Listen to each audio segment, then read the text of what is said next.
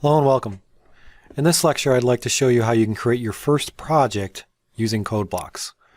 So let's start up code blocks. And there's a nice, easy to use template to create a project. It's sort of referred to as like the Project Explorer or the Project Wizard. You also notice that there's a couple different ways you can create the project. If you've never created a project before, there may be a link on the home page where you can just say create a new project. But typically the way that you'll create a new project is you'll launch it through the File option, menu option. So go to File, you'll say New, and you'll say New Project. And remember that the reason that we're demonstrating how to create a new project is because the project represents the program. The program can contain many different source files. Right now, the first step in creating a C program is to create the project. So we're going to go to File, New, and we're going to say Project. And this is going to bring up the dialog for many different types of projects. Most of the projects that we're going to create in this class are going to be console applications. So that's what we're going to select right here. But you'll see there are many different categories. You can select an empty project. You can select different ones. But a console application is what we want to select for our purposes. So we select console application and we select the Go button after that. Once we select the Go button, it's going to say, basically it's going to bring up this console application wizard. And it's going to say, welcome to the new console application wizard. It's going to guide you through creating a new console application. And you can skip this page if you don't want to see it on every creation. So you can just say next. And then it's going to ask you what kind of application you want to create. You want to select C. And then again, hit next. And then you want to give your project a title. Remember that you want to use meaningful names for all file names, even for projects. So the project represents the program. Since we're just going to be testing something, I'm just going to say project title is going to be test. You can create the project in any folder you want. If there's a particular specific environment on your PC that you want to put it, by default, I'm just going to leave it in downloads for now. But you will have to define that. It's going to create a file name for you, the CPB, but it's going to put the project in wherever you specified, and you want to hit the next button. After you hit the next button here, it's going to ask you what compiler you want to use. There better be something selected here. If you don't have a compiler that's auto-detected, you're not going to be able to create here. I have many compilers installed on my system. You should at the very least have your MinWin compiler or your SIGWin compiler. I just use a GNU compiler. But it should be the MinWin compiler you select here. I would just keep the other defaults as the same, creating both the debug configuration and the release configuration. And then you want to hit the finish option. And after you hit the finish option, your project will be created. You'll see basically on the left-hand pane side in your management view that if you select the projects tab, you'll see that there's now a new test project. And underneath there's a source folder. And the project template also automatically created a default file for me, which is main.c. We know it's a C source file because it has the C extension. We can double click that and then you'll see the editor come up. Now I have the editor especially large with text, probably a little bit too large, so I'm going to change that. And you can do that in your settings, editing preference pile. I'm just going to change the font to be a little smaller. Maybe 18 would be good. I want to make sure you guys can see when I'm editing. So I think 18 is good. But this just created a simple main.c file, mainly a hello world application. It's a template that created some main code for you. And so your project is created. And as I mentioned, it will create some default code for you. This is going to look foreign to you right now. I'll explain this in another lecture. But this is the basics of creating a project. Once you've done creating a project, you can now actually start writing code and then executing it and running it as well. So other things you may want to do is, again, you want to analyze this project management window. You'll see the main.c file there. You can right-click that, and you can remove it if you wanted to remove a file from a project. I'm going to show you how to add more files and projects, but if you right-click on sources, or if you say File, you can add new source files as well just by just going File, New, Empty File, or if you want to select from a template. So here you would actually be able to select User or Custom Templates. That would generate code for you. But you can see that under sources there can be many different files. And then eventually what you'll want to do is, in order to build it and run it, you're going to build it and run it from different things, but we haven't got there yet. In this lecture, I just wanted to show you how you can create a project. And that's basically how you do it. Thank you. Hello and welcome. In this lecture, I want to show you how to create and run your first C program. The purpose of this lecture is not to necessarily have you understand the code that you're running, but to introduce you to the compilation and the building, how to run your program and kind of what you encounter. So the first thing you need to do is you're going to need to bring up code blocks. So you want to double click on the icon here and bring up the IDE. Now we know from the past that the first thing we need to do before we can write a C program is we need to create a project. And we know how to do that from a previous lecture, so I'm going to go through that quickly. But you just go to File, New, and you say New Project. We're going to select the console application. We're going to keep the basics defaults. We're going to say C, Next. We're going to actually create a, just say sample app. This will be a sample application. It's going to be in our downloads directory and so forth. Hit Next. We're going to create, release, and debug, and say Finish. Now by default, this is going to create a file for us, main.c. I'm going to delete this because I want to show you how you can create your own single source file. So here I'm just going to say remove from the project. And again, the purpose of this lecture is to introduce you to the build and compilation phases. It's not necessarily important for you to understand the code in the lecture because we're going to go through that another time. So now that I have a project, I can right click on the project, or I can go up to File and I can say New File. So let's make sure we have our project selected and say File, New. We're going to just say Empty File. This is going to create a new empty file in our project. And we're going to add it. So we're just going to say Yes. And what we're going to do is we're going to name this, and we're going to put it in the sample app. We're just going to name it test.c. And it's going to be empty, and we're going to create it for both debug and release. And so now you'll see that we have one source file, test.c, inside here. So we have an empty source file. I'm just going to put some example code in here. You don't need to understand the code. So we're just going to quickly copy and paste, or actually quickly type this in. And you'll see this code completion, which is nice for the IDE. But I'm just going to create a basic program with some example code, and we'll explain this later.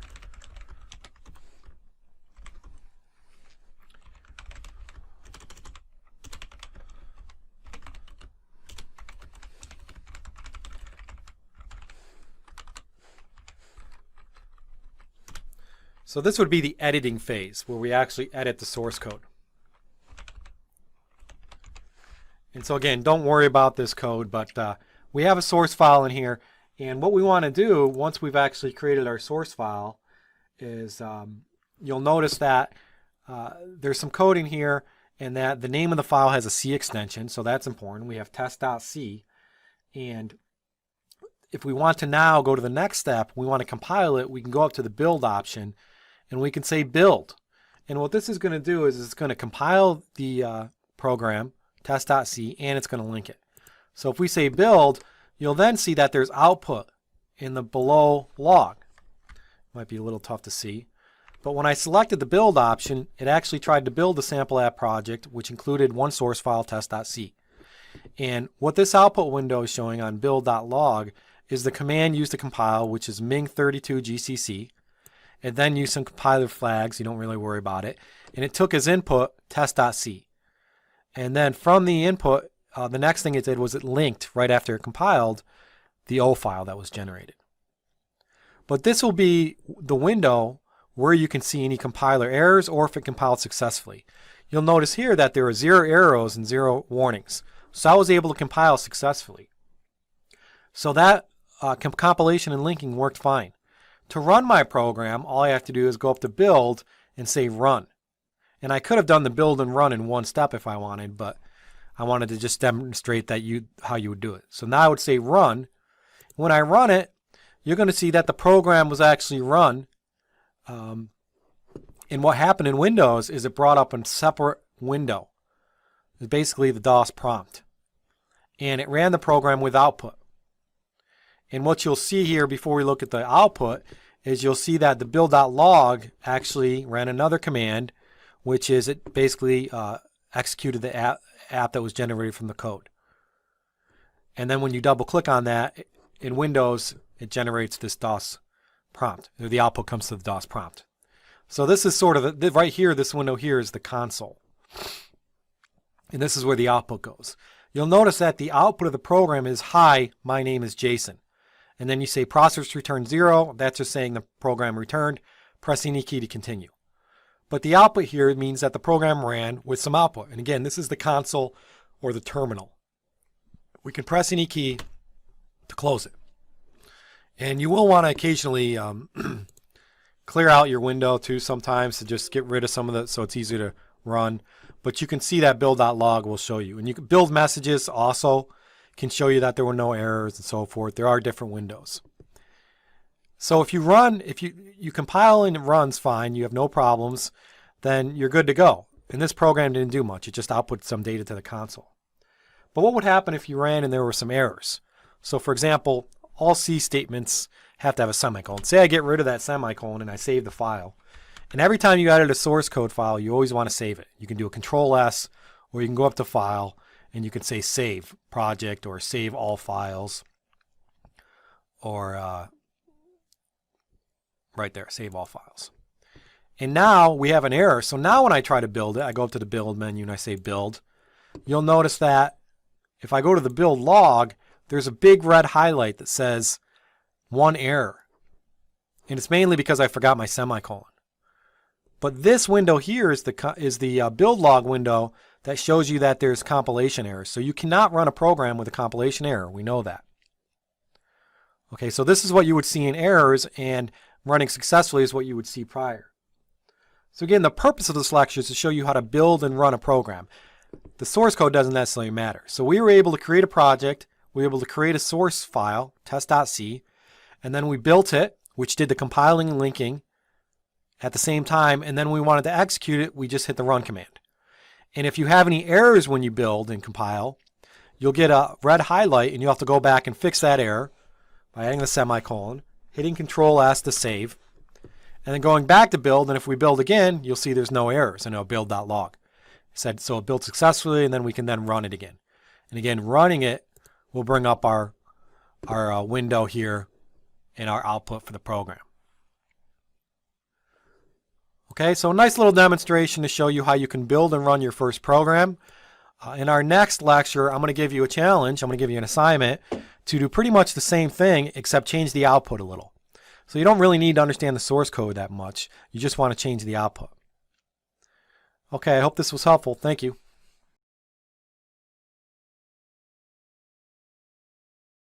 Hello and welcome. Welcome to another exciting lecture, and in this lecture it's going to be our first challenge. So if you remember from previous lectures, I mentioned that I'm going to provide slides to you to help you learn the concepts. I'm also going to do demonstrations, which I've done both so far. But in order for you guys to learn the material, you have to have some kind of self-assessment. And so I'm going to be giving you guys challenges, essentially homework assignments, where you can complete the homework assignments to see how well you're learning. And so in this lecture, this is going to be your first challenge. Very exciting. Our first challenge, our first assignment, more or less. And so what I'd like to describe to you is what the challenge is. What are the requirements? And what this challenge is going to include is it's going to be writing your first program.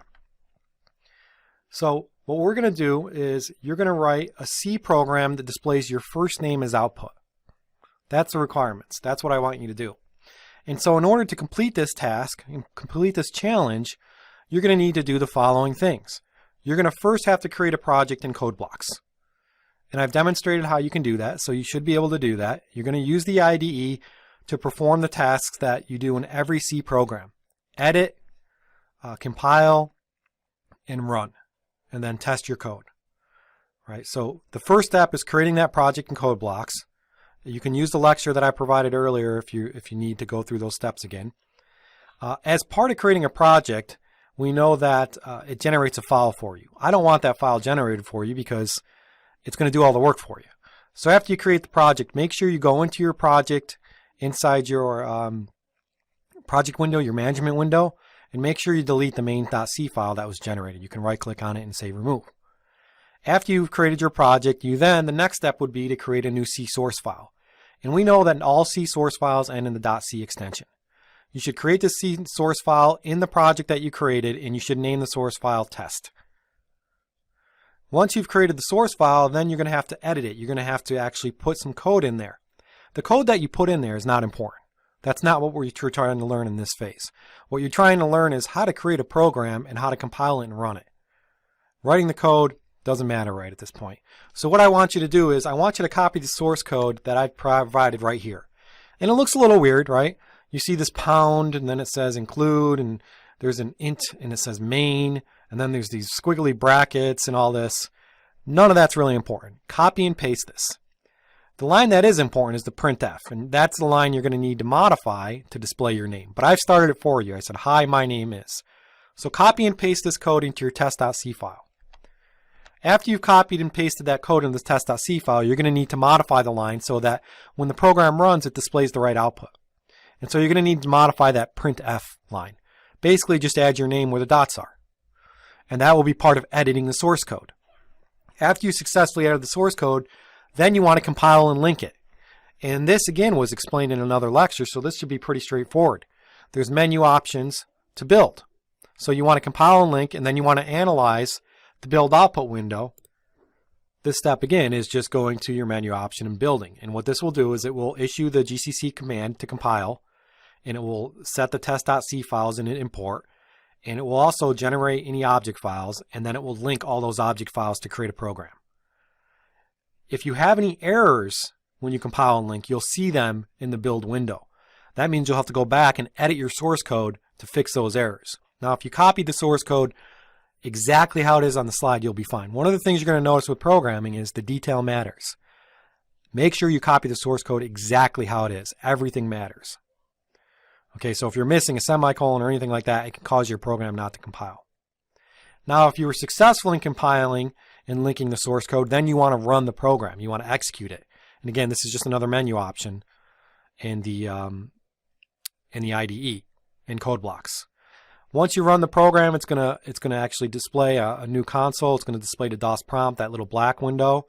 And you need to analyze the output to confirm that it's correct.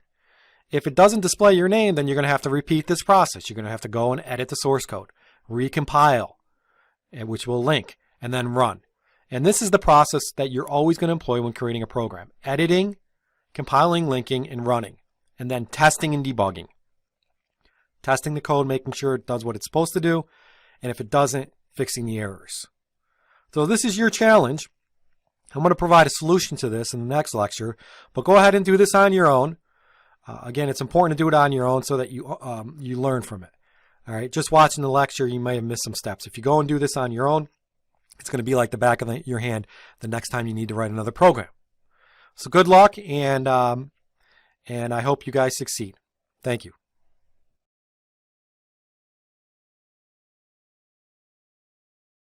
Hello and welcome back. In this lecture, I want to provide a solution to your first challenge. So this is very exciting. Remember that we had our first challenge, and our challenge was to write a C program that displays your first name as output. And so you're going to write and run your first C program. You're going to need to follow all the steps that you do when compiling and editing and so forth. So here's our solution. I'm going to bring up code blocks. We have to do that because that's the IDE that we use to edit and run our C programs, right? So when this comes up, because we're creating our first C program, we need to create a new project. So we're going to go to File, New, and we're going to say New Project.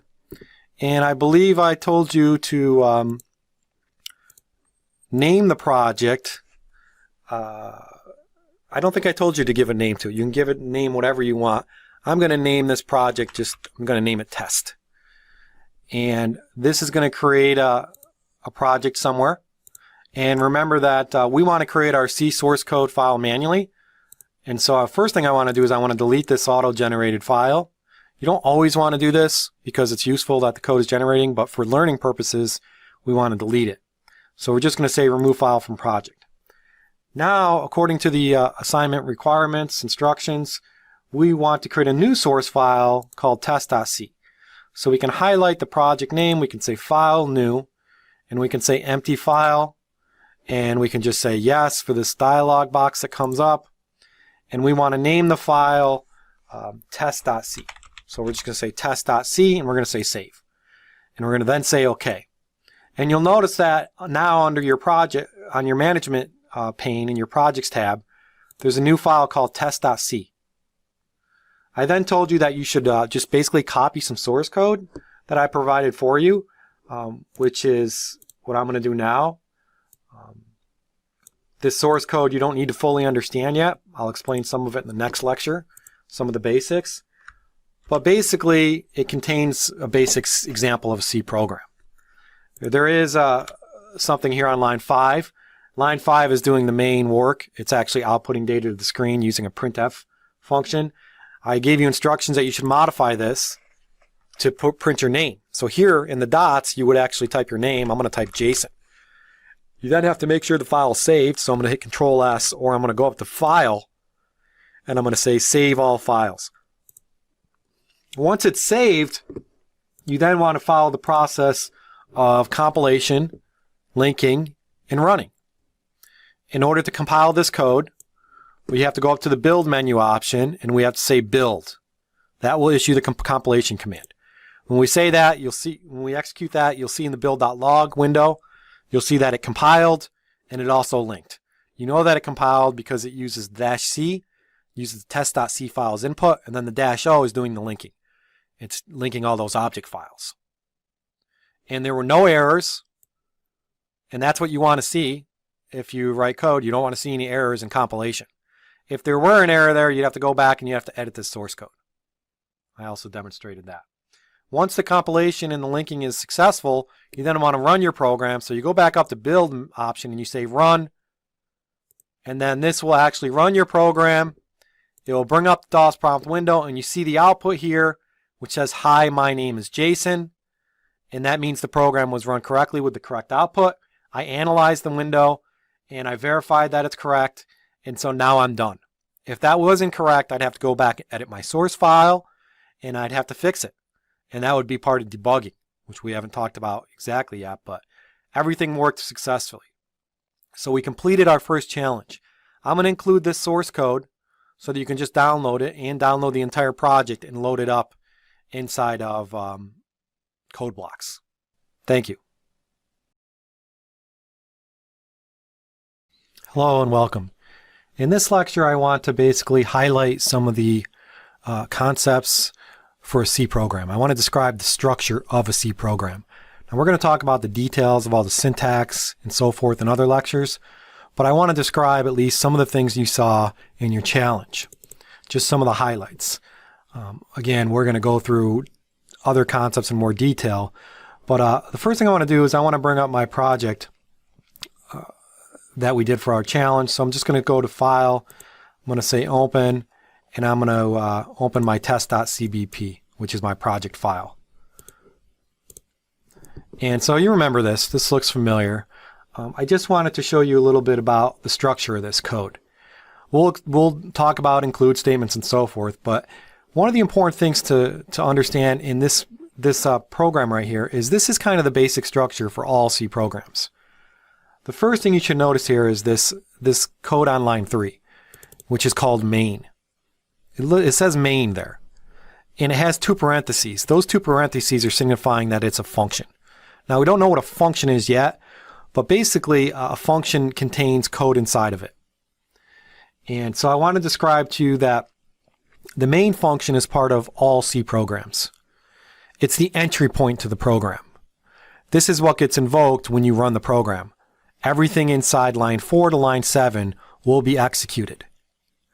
Okay, and so this main function is a special function in C that gets invoked when you execute the program. And you know it's a function because it has parentheses. And functions is just a way to organize your code. The things that you should notice here is on lines 4, you have a squiggly bracket, a left squiggly bracket, and on line 7, you have a right squiggly bracket. This defines the starting of the function, and then on line 7, the ending of the function. This is referred to as a block of code. So lines 5 and 6 is the block of code inside the function main. And again, I want to reiterate, main is a special function in C that gets invoked when you run the program. So there should be at least one main in all C programs. and only one main. Now, I'm going to show you how to structure the program with other functions, but this is a basic program, so it contains our main function, and this gets invoked. And then in lines 5 and 6, this is the body. This is the block of code for the function main. And you'll notice 4 and 7 start and end those functions. So what I'm trying to tell you here is blocks of codes and this idea of functions. These are all part of a structure of a C program. Other things to notice here is C programs are case sensitivity matters. So whether you use uppercase or lowercase, it's going to make a difference. So if I were to change this I in int to an uppercase I, it's not going to compile because that's an error. And when I said earlier that you have to pay attention to the details, I meant it. Every little detail in a program can cause a problem or cause an error. So case sensitivity matters. Uppercase, lowercase.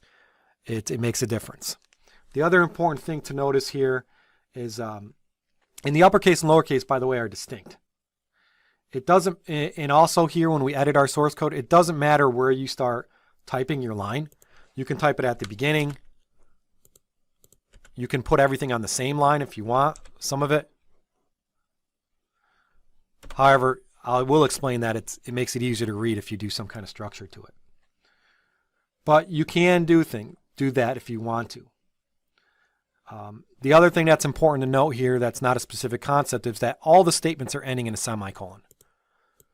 So that's a syntax detail that you have to understand. Now lines 3 and 4 and line 1, those aren't statements of code. 3 is defining a function, 4 is specifying the start of the function, 1 is doing something different. It's including some library that you want to use in your code. But lines 5 and 6 have semicolons because those are statements. And we'll talk about statements and so forth, but you do want to recognize that a semicolon is also important. All right, and other concepts that I'm going to explain, I'll explain line 1, I'll explain functions in a much more detail, I'll explain why there's an int on line 3. But really what I wanted to point out here is the structure of blocks of code and functions. And this idea of the main function being the entry point of the C program. So this simple C program is, you're going to see very similar things in all programs. You're going to see that main routine and you're going to see brackets for functions. And that's really how programs are going to be organized.